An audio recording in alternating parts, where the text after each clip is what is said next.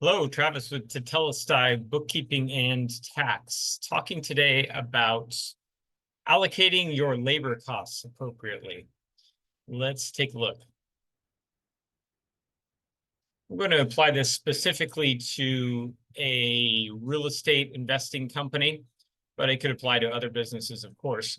And this is a sample account, so of course, various categories aren't going to match up or make sense necessarily, but I want to point out a couple things. Up above the profit line, we have total income, and then we have cost of goods sold, and then we have gross profit.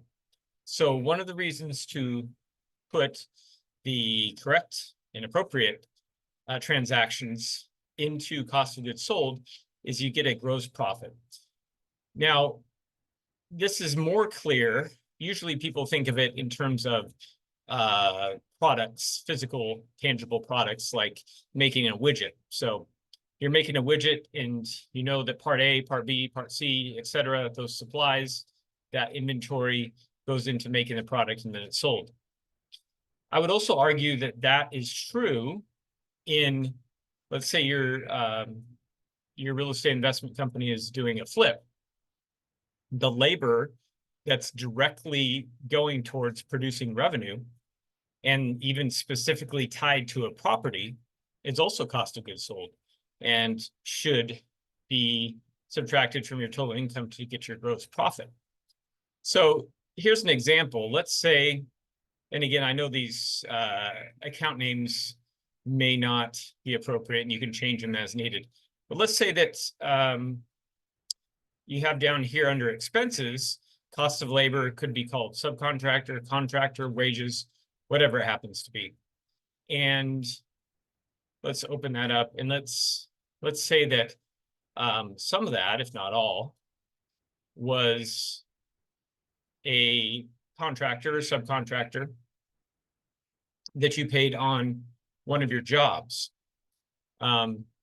And of course, just to make it simple, because we don't want to split or do two different transactions. Let's say this, you paid,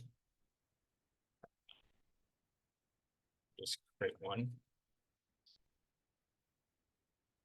Paid the contractor and now I've created a couple different accounts. I also have a cost of labor as a cost of goods sold account. And again, you probably want to call them separate things.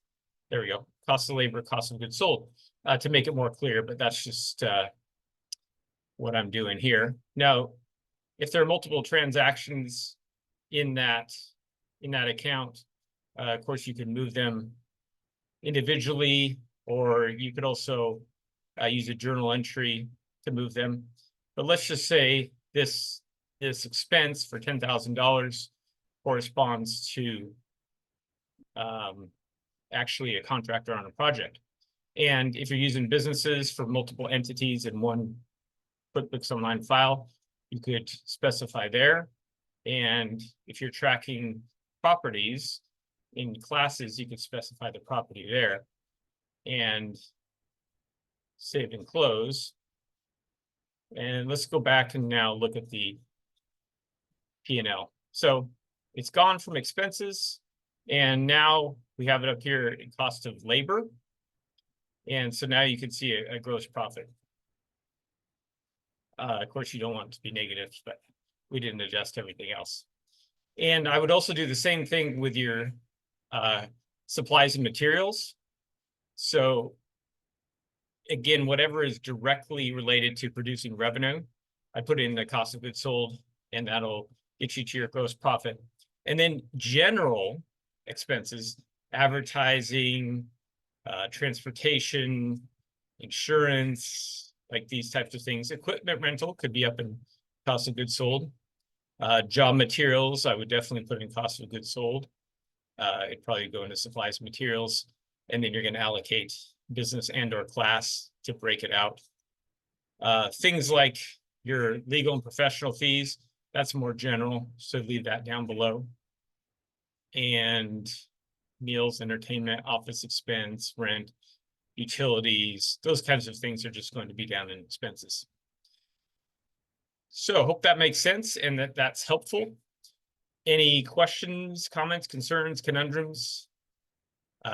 Put in the comments and I'll be happy to answer it. Thanks.